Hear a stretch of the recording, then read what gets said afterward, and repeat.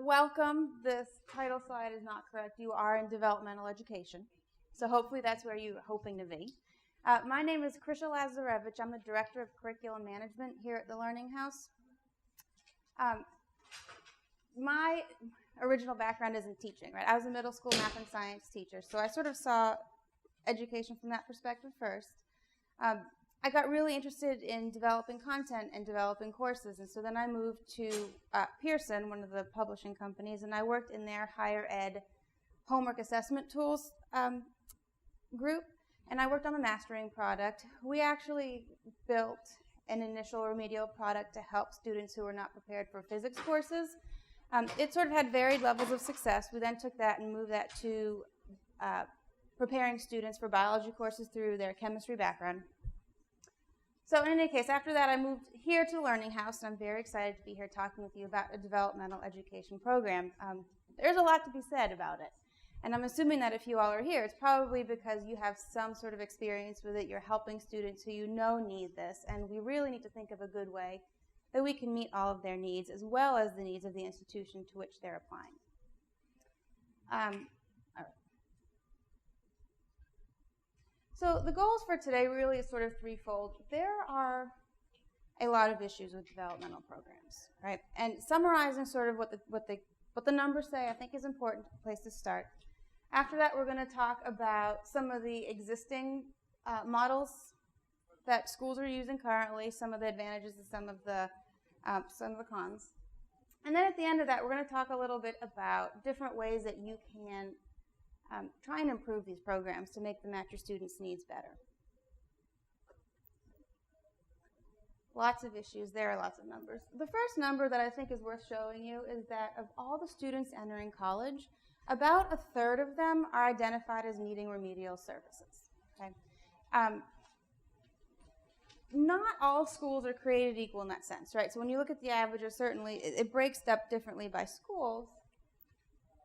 And so perhaps one of the most helpful comparisons is to look at 2-year versus 4-year institutions. A 4-year school can assume that they're going to have about 27% of their students who will take at least one remedial course. Okay? When you compare that to a 2-year school, that number almost doubles. So if you are an instructor at a 2-year institution, you can almost count on the fact that close to half of your students are going to be identified as needing help. They're going to be identified as at risk. And that means that there's a very high volume of students for whom this is applicable. Okay?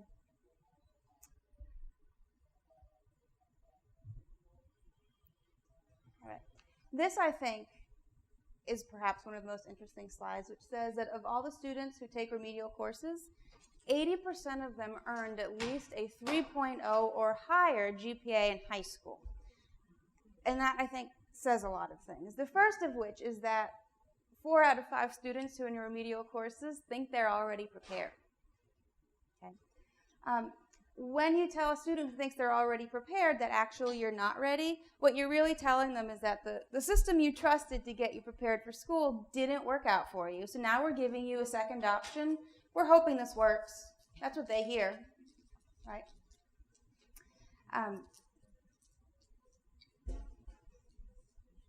What this also says, though, is that if we really want our students to progress, we need to give them an option that they see as viable, right? So if they've already been through one experience, it hasn't worked, we really need to provide them something else.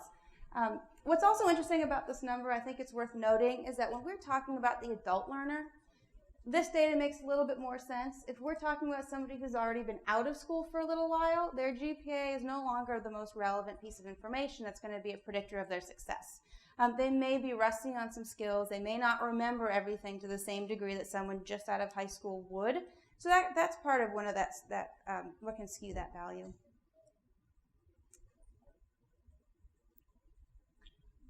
The economics of remediation are really important to look at too, because that's kind of what the bottom line is.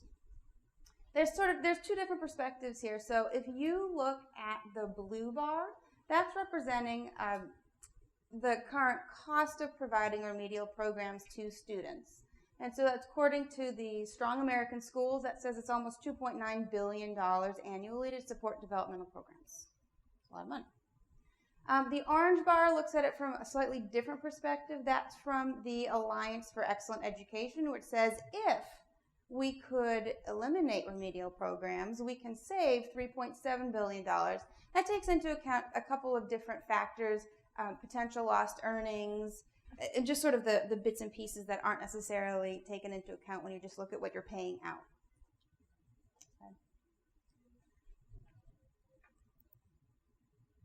Now, these numbers really represent the bottom line for what we care about with developmental programs. According to this, it says 17% of the students who are enrolled in at least one remedial reading class graduate. That's terrible.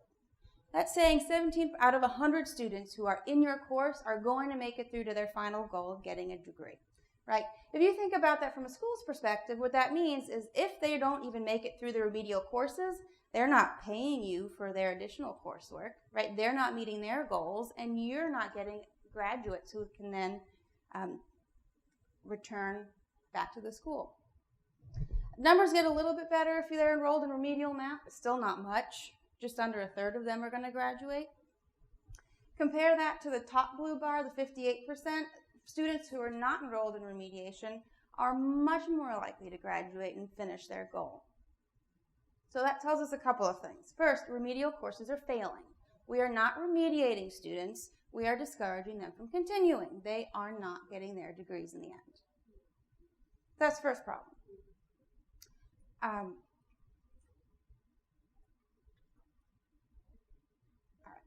So we have a real need to match the remediation goals with the programs that students are going to be doing. Until that happens, we're going to continue seeing those numbers, which are not acceptable, frankly. All right, so now we've seen some of the problems. There's a lot of numbers to look at. We need to now look at some of the models that currently exist. This is a typical developmental program, right? So most of them include math, reading, and writing. Both math and writing are typically 3-semester courses. They're taken sequentially. Reading is a 2-semester course. Some institutions allow students to place into varying levels, so maybe they place into developmental math 2 and developmental writing 3, so they could shorten it that way. The majority of schools, though, take this approach that when you take a stepwise path, by the end of these 3 programs, they should be ready to start taking college courses. Okay. Some of the testing methods that are used for this, they kind of vary. They can be the ACT, the SAT, the Accuplacer, the Compass. Some schools have developed their own testing strategies that they think are more appropriate given what they want students to accomplish. But, what's interesting is that most of these courses are not going to be credit bearing. So I'm a student. I have been placed in developmental courses. This is my schedule. I have 3 semesters of school to go to before you're going to let me enroll in courses at your school. Not only do I have to go to school, but I have to pay you for those. Not only do I have to pay you tuition for that, but I can't get financial aid if this doesn't count as credit towards my degree. It's a big investment. It's an investment of time, and it's an investment of money.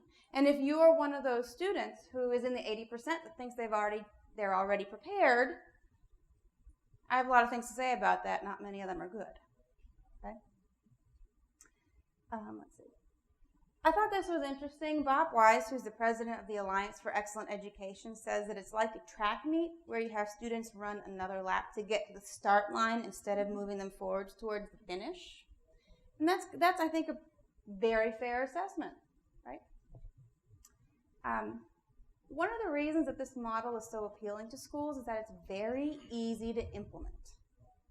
All students get placed into one of these 3 courses. It's easy to make sure you've got your enrollment numbers. You're guaranteed to have people in all of them, right? We look at the numbers we showed at first. But it really doesn't work. We're funneling them into remedial programs, which in turn funnels them out of our colleges and out of our degree programs, and out of what they're ultimately hoping to achieve by going back to school. Not what we're looking for.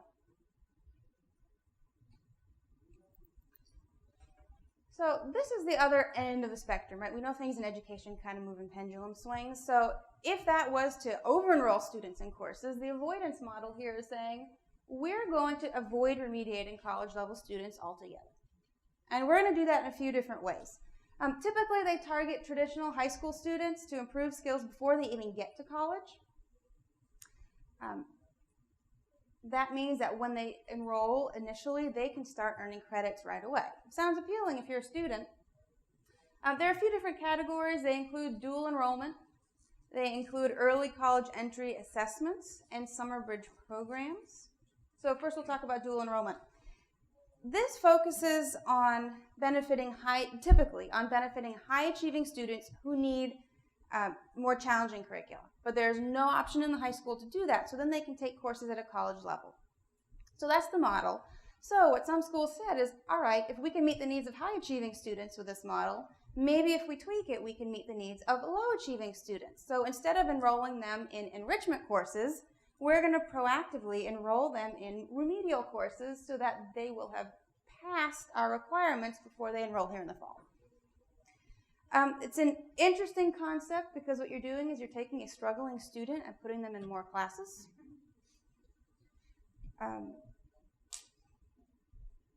Might work, might not. Another sort of piece of that is that there can be earlier assessments that students take while they're in a high school, which are traditionally given to students before they enroll in college. The idea is if you know sooner, you can address it sooner.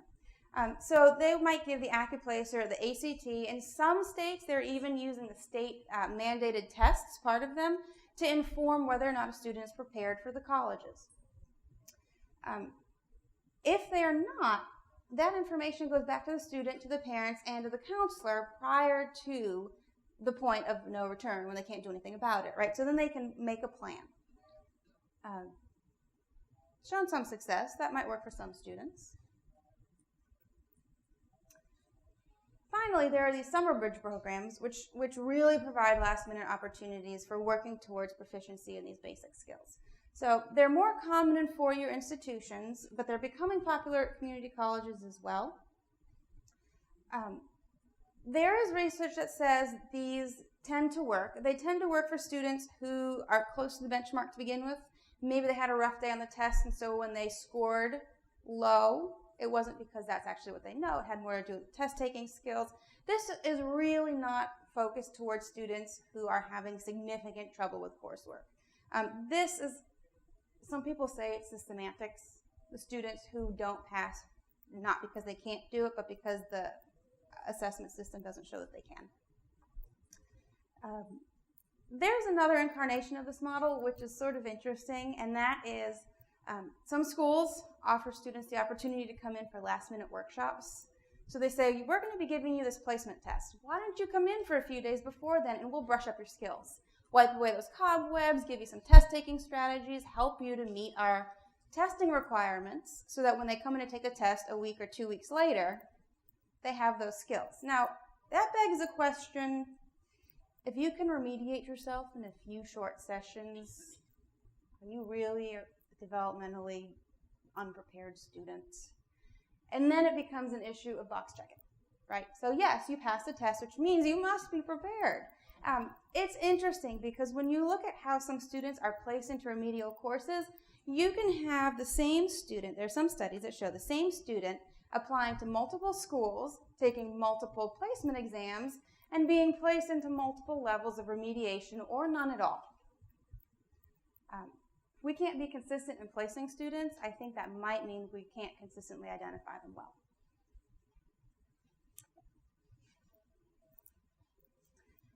So we've just been talking a lot about the traditional students, right? We're trying to avoid remediation by fixing it in high school, but that does not apply to the non-traditional or adult learner. They've been out of school, that ship has sailed, they're not going back to high school to take these courses again. So it brings up the point that we're going to need, remediation can never go away, right? Our developmental programs are there for specific purpose, and as long as we know what that purpose is, we can move forward. One method of doing this is taking what is traditionally taught as a full course and compressing it into about a half the time, okay? This allows students to kind of get their feet wet, do what they need to do before coursework starts. You can fit 2 courses into 1 semester if you take this model. It's showing that, we see more success in this way because students see a goal, right? They can achieve 2 courses, they can get something checked off their list, we can move forward. Now,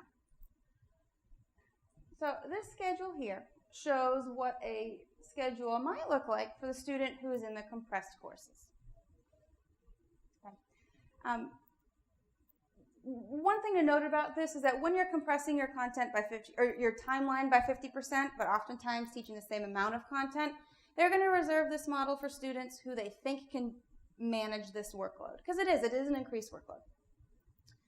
So they're going to score slightly high on the placement exams, just under the threshold for enrolling in these courses. Typically, they are going to include a counseling component to make sure that there's a mentor there to help the student monitor their progress. It's very easy to get behind in a model like this. So if you have a struggling student who maybe doesn't understand the time management skills necessary to move forwards, that advising component is very important, because not only are you teaching the content, that person can make sure that the student has the skills, so that when you move forward, their remediation will be successful because they will know what to do on their own. That is an important part of developing an appropriate remedial program. Some programs go so far as to require a documentation of how many hours the student in this place spends, not only on the content, but with their mentor. That's one way that you can track the success and actually measure it. Another method that's used with fast track courses is to include a technology component. It's very easy to track a student's progress that way. You can look at what they've done, what they haven't done. The student can then use that as a reference moving forward. So not only are you building skills and you're giving them practice, but you're giving them a reference to use in the future. What's nice about that is that if you use that approach, students can then kind of move at their own pace through this if it is technology-based. If there's something that they're already really good at, they can fly right through it and go to the parts that give them more trouble. So that's another nice piece.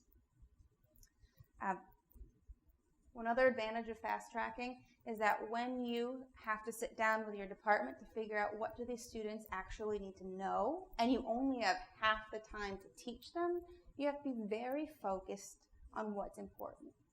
You have to make sure that the developmental program you're delivering really is going to align with what the student's going to be requested to do once they're done. It makes it much easier to align success in this program with success in degree courses.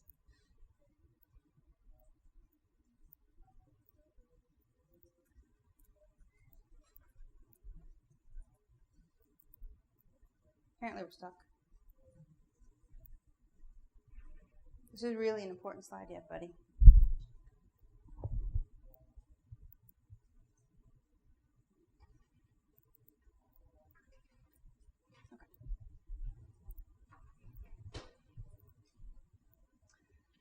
So mainstreaming is another approach that we can take to developmental education. And what this allows us to do is to enroll students in college-level 4-credit courses that have a modified curriculum over a slightly longer period of time. So while these courses last longer, you're taking a 1-semester course and spanning it over 2. What it does is it allows you to combine that remedial coursework with the actual context in which it's going to be applied. Okay? We know that that model works because we know that when students apply what they learn, they remember it.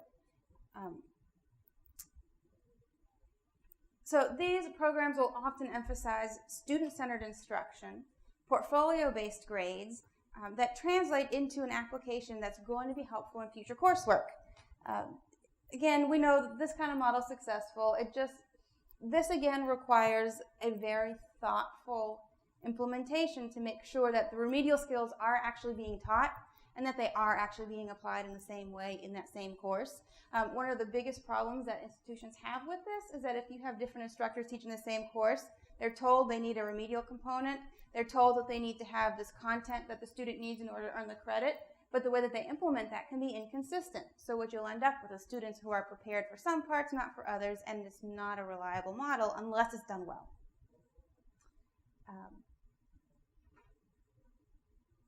What's also interesting about this is that this much more puts the content into the instructor's hands. The course progression that we were looking before is something that an institution can decide. Right? The institution as a whole can say this is going to be our remedial program.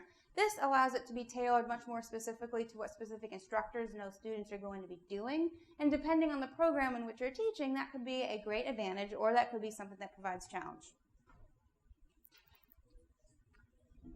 All right, so as this name implies, contextualized learning model, similar to what we just talked about, except this kind of applies more to vocational type learning, where they're going to be applying those academic skills like reading, writing, and math with their coursework.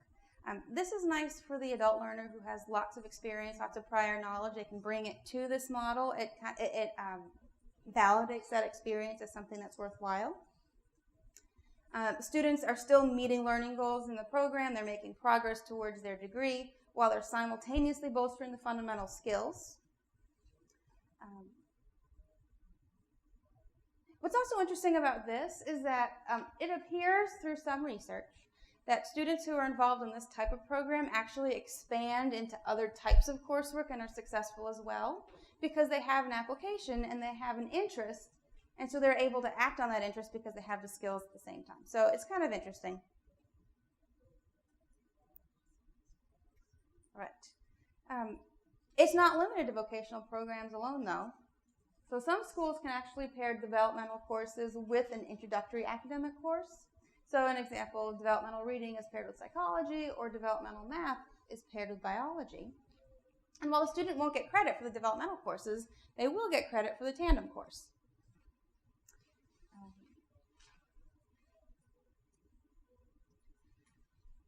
So what's nice about this also, similarly to the other programs, you can have a very close alignment of your remedial program goals with the actual content students are going to be doing.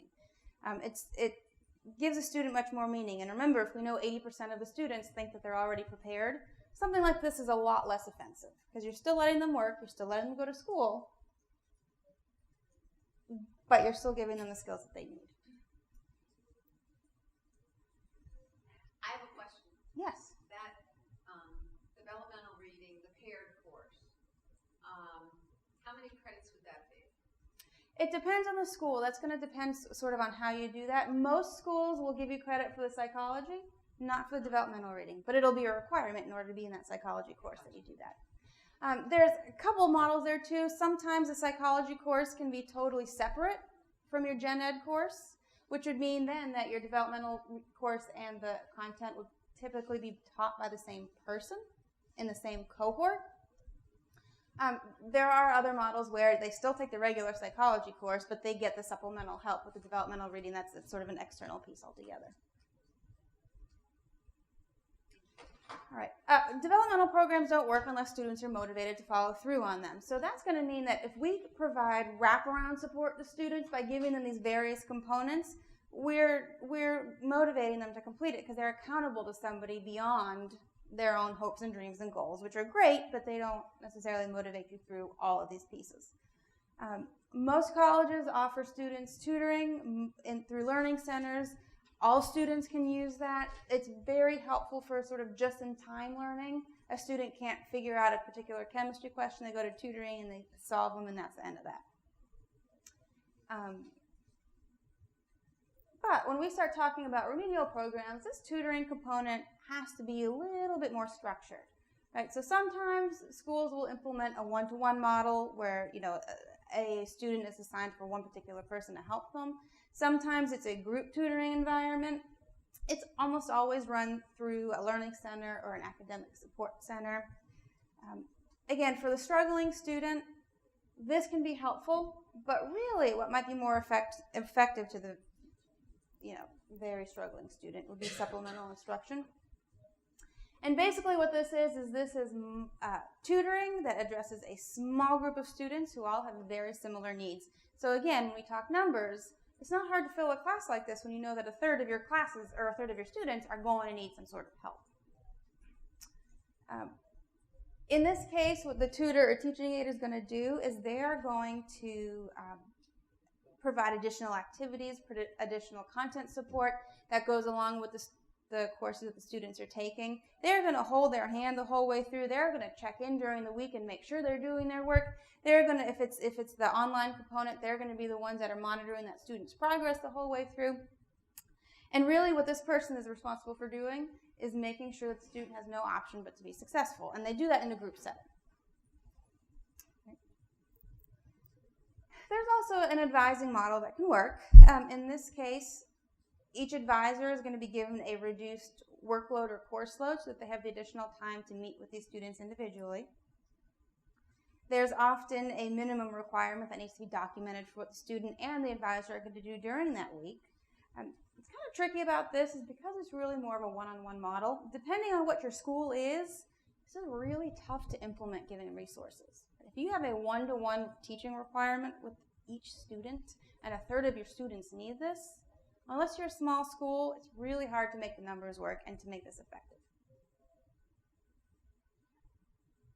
So, you can have a student success course. And what that is it's typically a 4-credit course. And what's nice about that, students can get financial aid and students can get some sort of yay at the end of it that says your transcript now has 1 credit on it.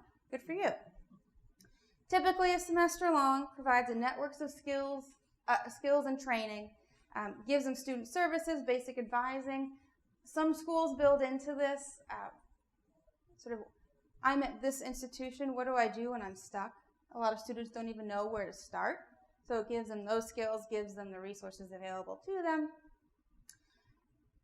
This type of model works well when you have a very close cohort of students. So when the goals of the students are similar, because you can address their needs in a much more cohesive way that's going to overlap really well. Most research shows that when you have a close cohort like that, having a student success course can be very effective because not only are you giving the students tools and resources, but you're also giving them peers to talk to. So they're not, your high achieving students, but they're the ones who are going through the same program, might have the same questions, might be able to use each other as a resource in that way.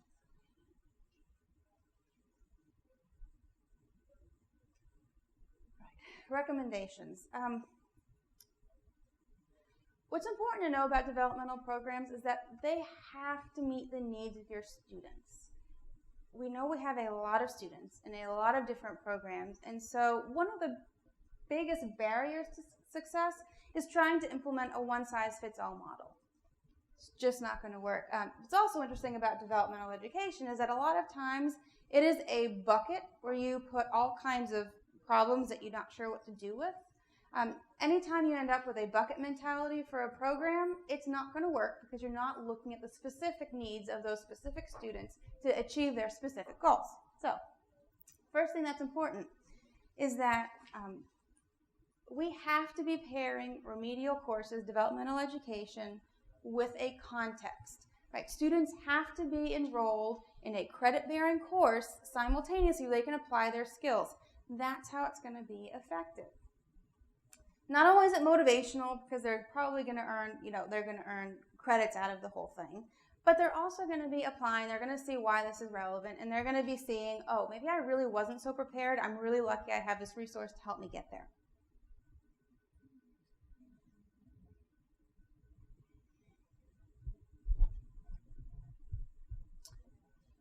It's telling me we need to restart. My apologies. The next thing that we know is really important for a viable, really healthy remedial program is to give the students someone to be accountable to. They need a success coach. They need a mentor. They need somebody to keep really close tabs on what their progress is.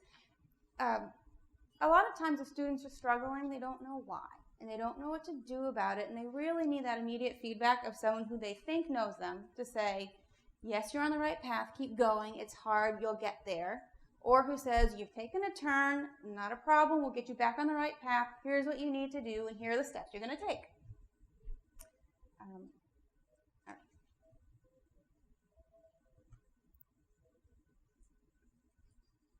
All right. Another piece that's really important is that we recommend remedial courses follow a compressed timeline. We talked a bunch about the reasons, but shorter deadlines really are motivational. They can see a light at the end of the tunnel. If they can go through 2 courses in the time they think it should take them to do 1, in their minds, they've exceeded the expectations. You're supposed to take 1 course 1 semester. They've taken 2. That's a good thing. The structure of those is oftentimes more beneficial to students as well. They can go back, use those tools, have something to show for the work that they did.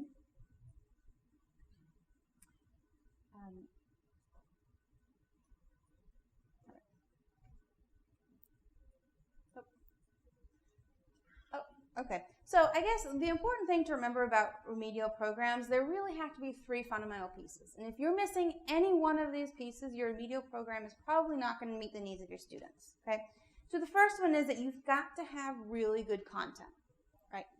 As teachers, we know this. If you don't have good content, your student has nothing to learn.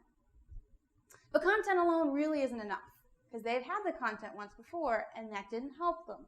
In addition to that, they're going to need someone to help them. They need a success coach, they need a mentor, they need someone to give them that feedback in a very personalized way to help them meet their goals. And the third part that they need is a compact structure so that they can actually apply what they're learning to what they want to be learning.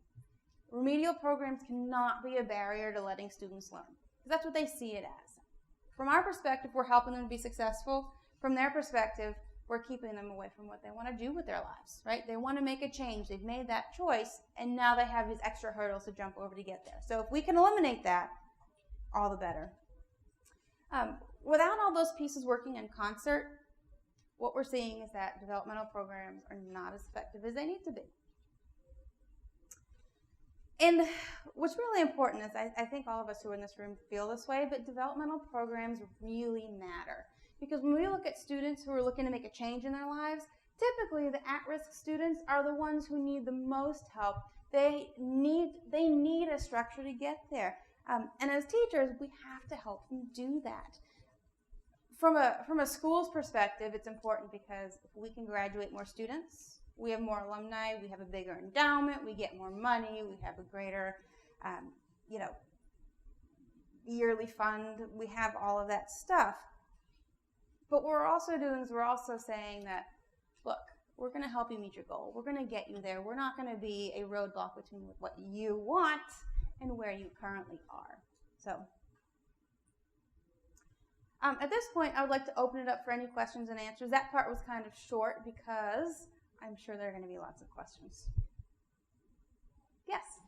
I was interested in what you said about the mainstreaming approach, where you have like composition 1 in the fall and then again in the spring, like spread out. How many credits would you have each of those be? Are they going to be like 1.5 credit classes or each 3? That's a really good point. That's a great question. Again, it depends on the school and whether the school is offering. There are a couple different models. You can offer students credit for developmental courses, but they won't count towards degree completion. So in that case, a student would still get full credit. It's just it wouldn't count towards a degree. In other schools, if you're only giving them credit for the course, the actual content course that counts towards their credit, those semesters together would count as whatever that 1 semester counts for the non-developmental student. So could you blend it though and make it like 1.5 credits of the regular 4 credit and then 1.5 credits of the developmental class? That is going to really depend on the structure of your courses and how they're built. If specific institutions may decide, no, in order to achieve this benchmark, you need all of these topics, and we're going to teach half of them each time, so you have to do both. It's an all or nothing kind of situation. I haven't seen models where they sort of split it up half and half because they're assuming that they don't want you to take just a half a course. They want you to finish the whole thing. But again, that really depends on the school and on the program and on sort of the bigger vision for what that student needs to accomplish.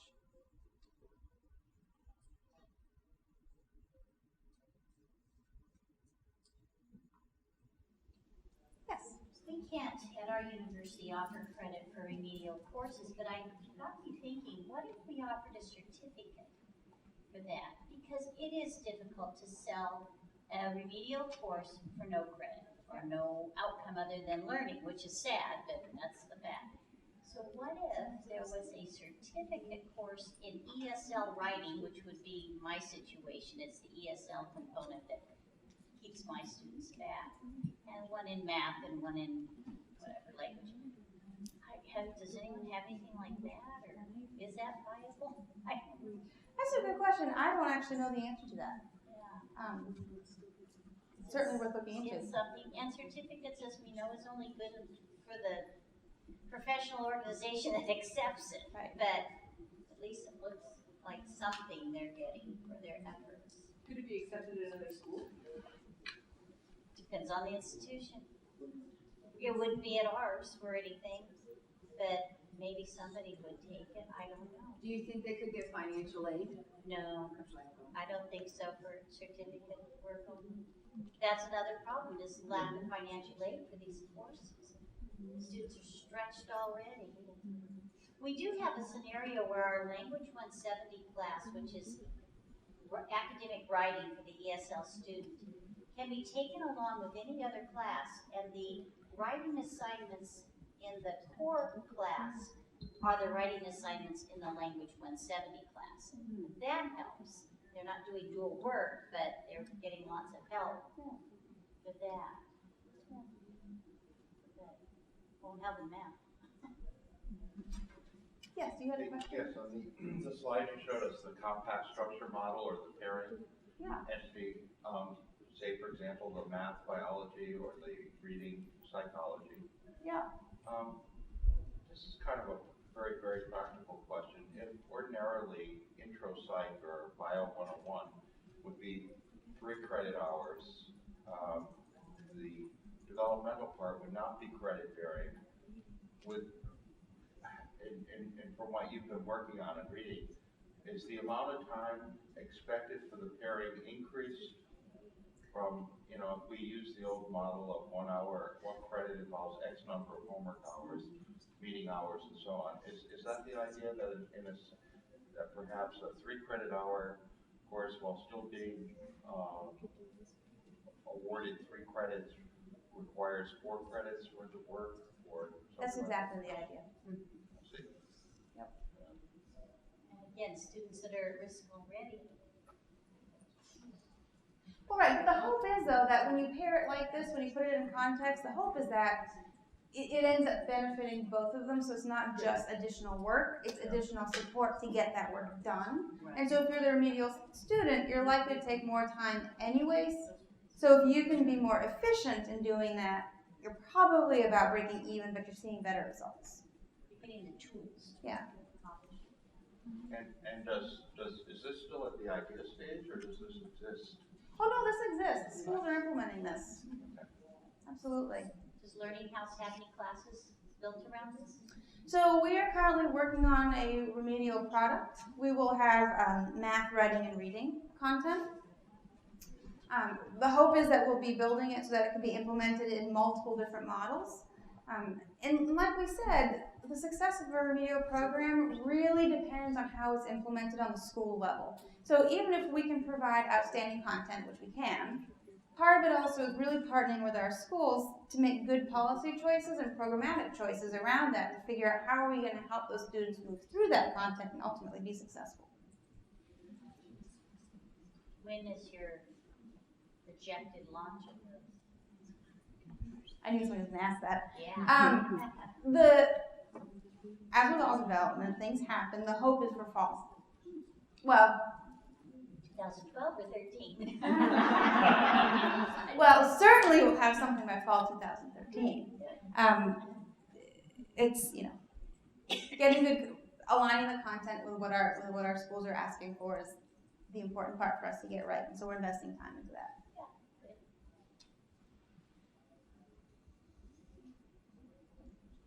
Any other questions?